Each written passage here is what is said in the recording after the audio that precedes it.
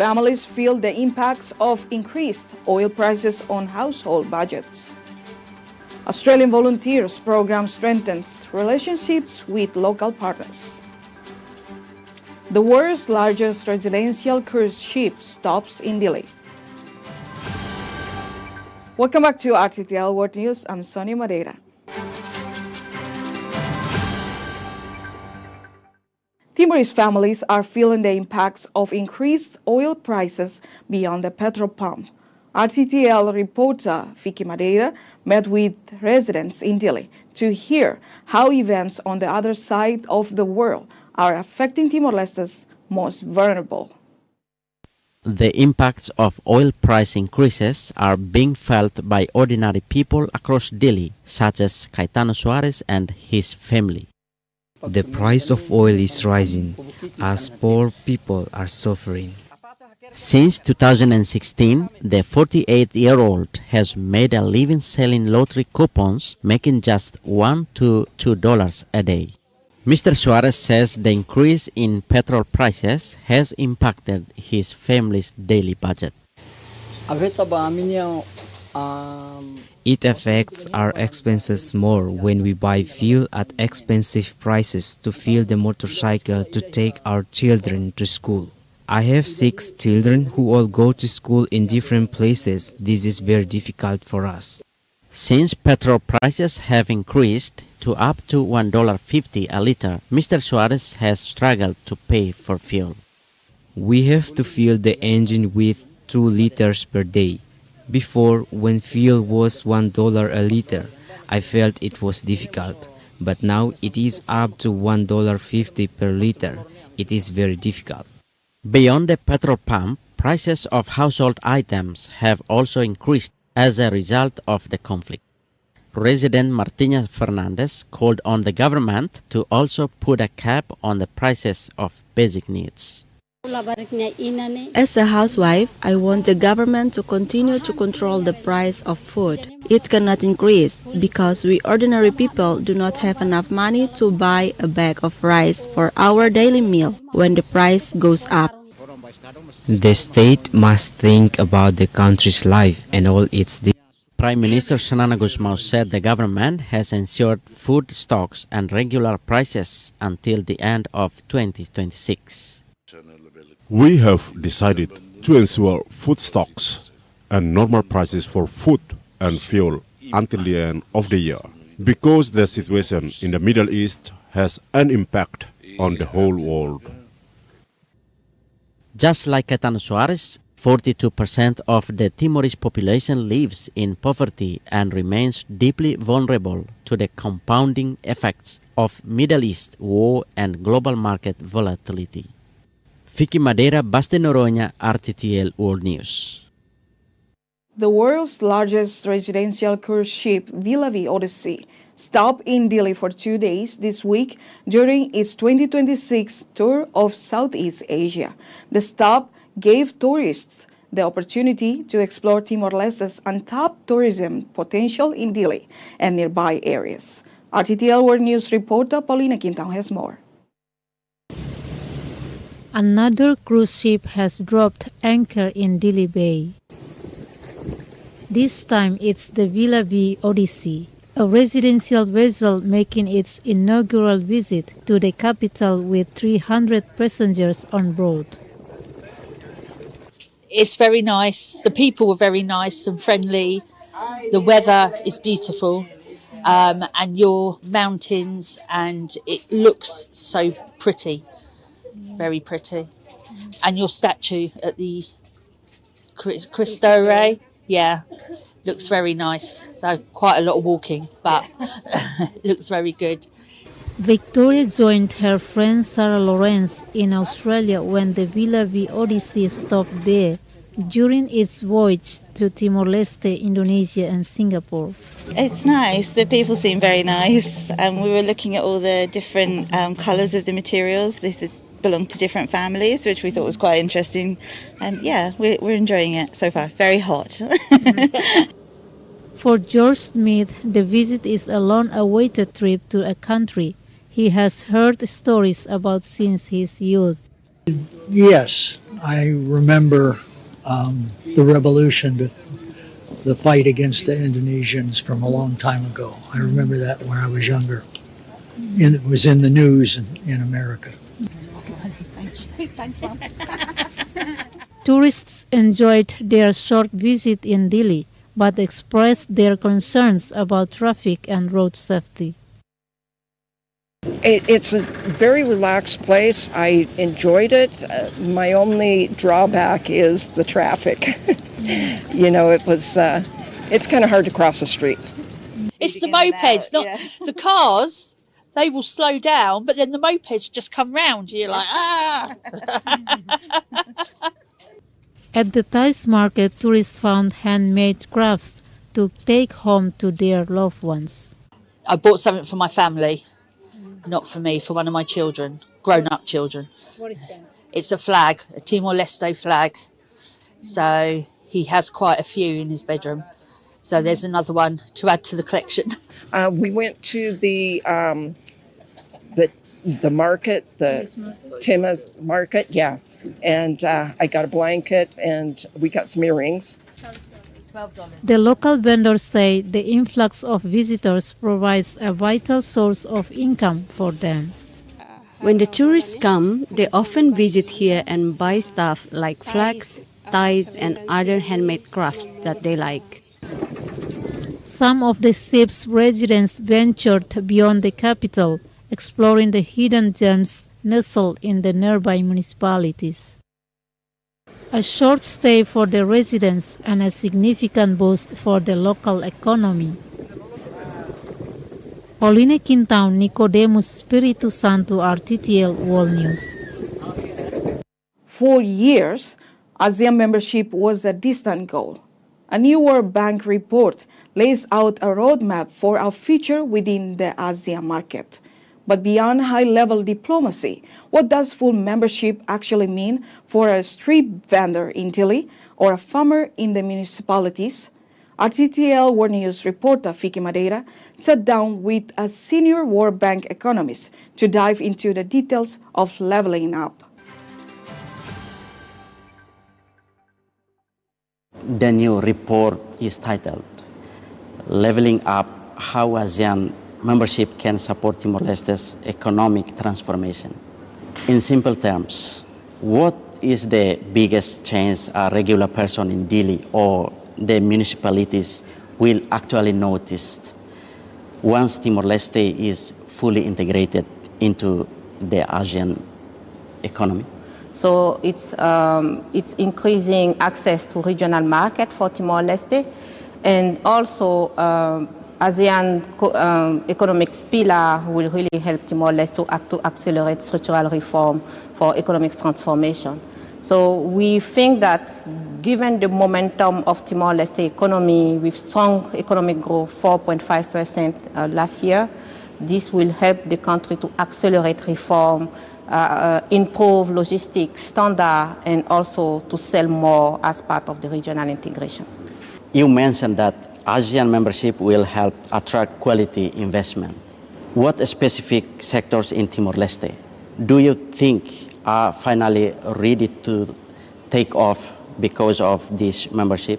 There are several sectors with strong potential in Timor-Leste, and one that I can say it's tourism.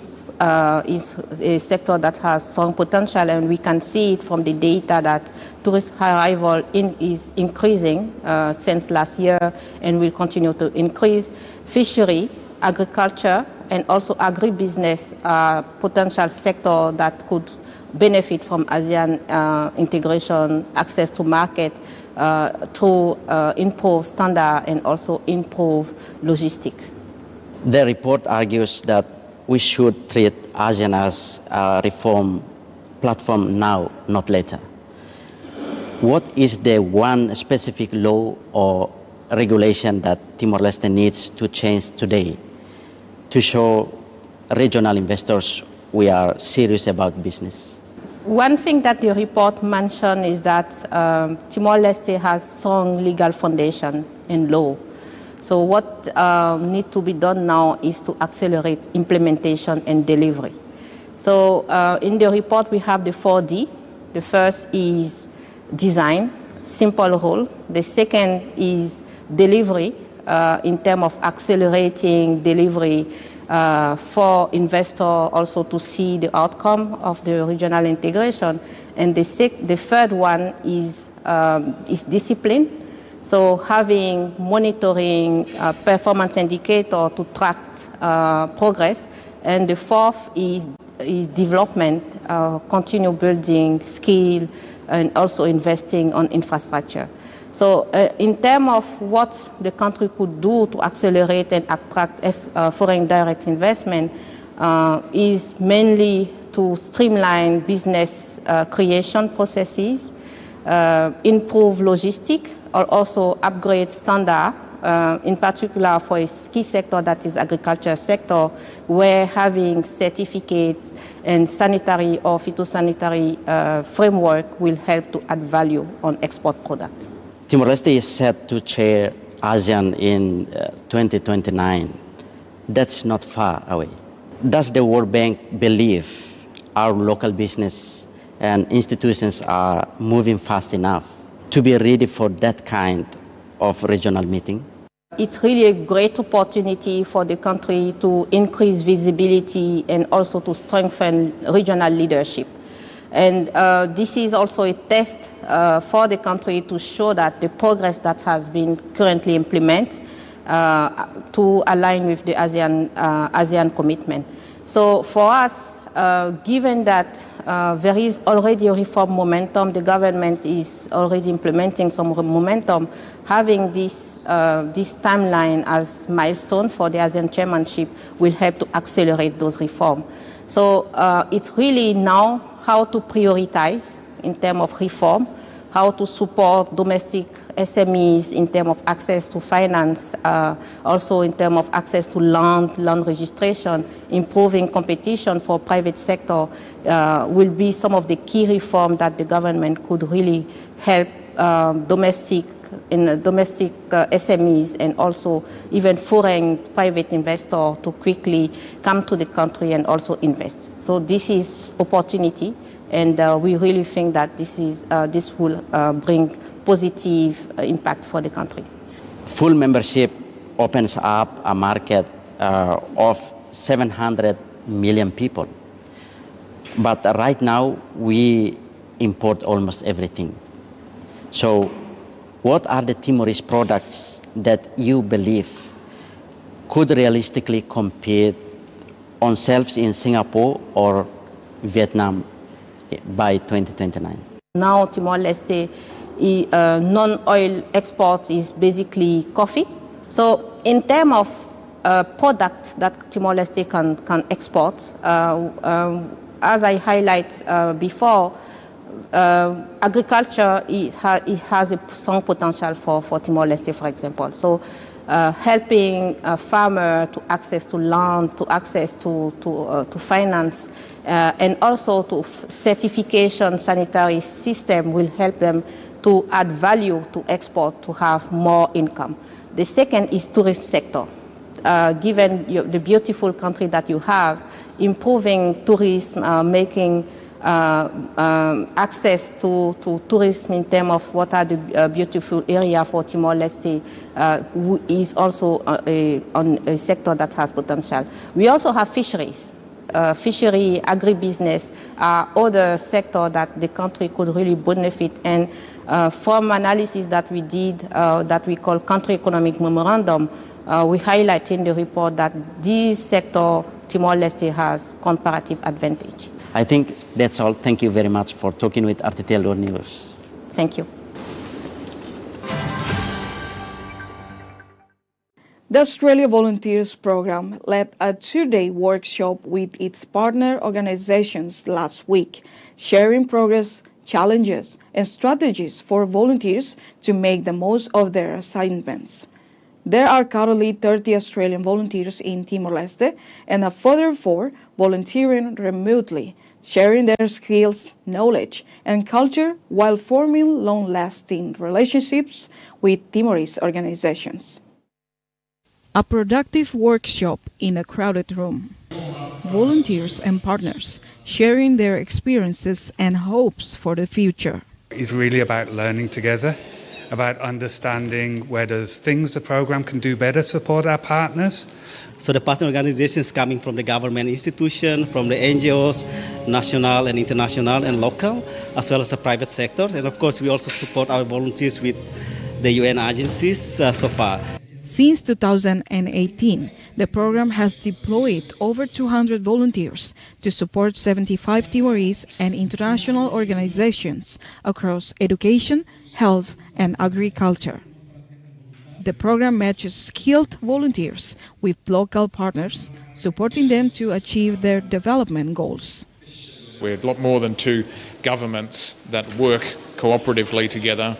We are two communities of people who live and work together and want to cooperate and want to help each other, and that's what this program is really able to take forward. They come and they work with local counterparts to mentor and exchange their knowledge and skills and build the capacity of our local partners and individuals in Timor-Leste so they can do that work themselves in the future. Kim Rttl.Ep first volunteered in Timor-Leste in 2018 and has since returned as an Australian volunteer with Focupers. And I still mentor some young entrepreneurs and do some work with a FOTI.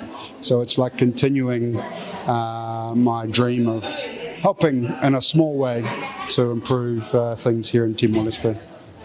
He told RTTL about the challenges and opportunities he's identified in Timor-Leste since volunteering. At Focupers, we're focused on domestic violence, and this is a huge challenge.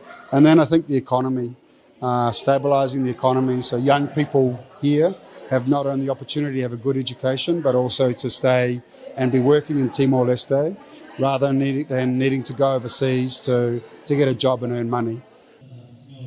Most volunteer assignments are with partners in Dili, while the program also operates in the municipalities of Ermera, Aileu, Ainaru, and Oikusi. Sonia Madeira, Justiniano Nano, RTTL World News.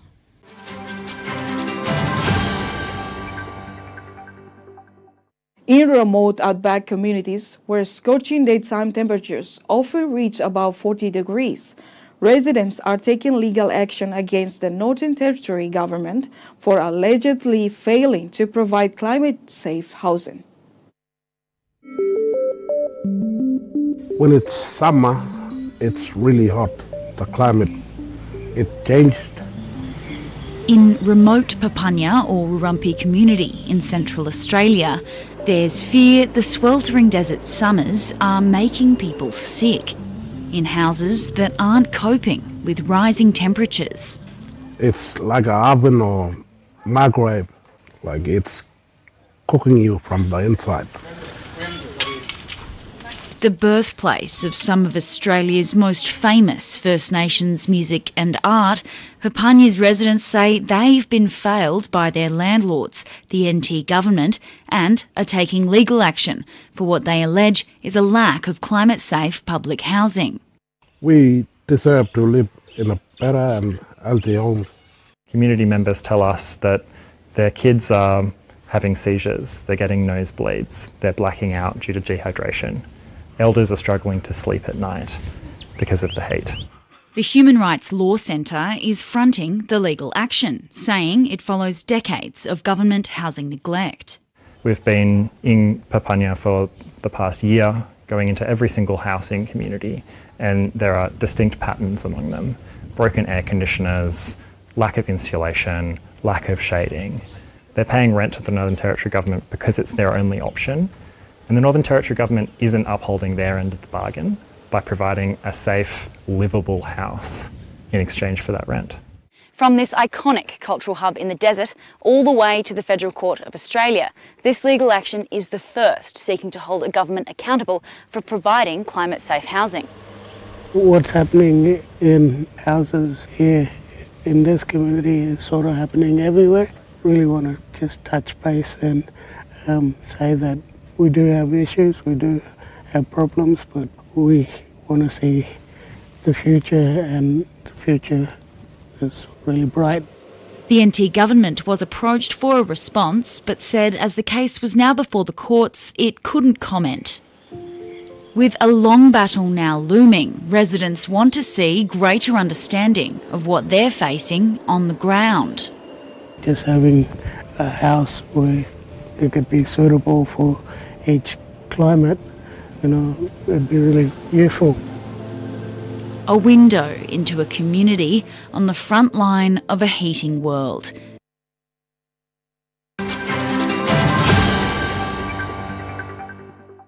And now the weather with Jagaris. Thanks, Sonia. Here's tomorrow's weather, starting with Dili. Cloudy with afternoon rain, a top of 30 and a low of 25. Cloudy and humid with afternoon rain in Baucau. Temperatures ranging between 26 and 22. Lauten, cloudy and showers in the afternoon, a high of 26 and a low of 23. Cloudy and humid with rain in Bobonaru, a high of 25 and a low of 20 degrees. And overcast with some thunderstorms in Aileu, a high of 24 and a low of 18. Now, looking abroad. A morning thunderstorm in Kupang, then humid with some sun and cloud, a high of 31 and a low of 25 degrees. In Bali, partly sunny with thunderstorms in the afternoon, a high of 33 and a low of 23. Mostly cloudy and showers in Jakarta, a high of 33 and a low of 24. Seoul will experience some warm weather, temperatures ranging between 26 and 8.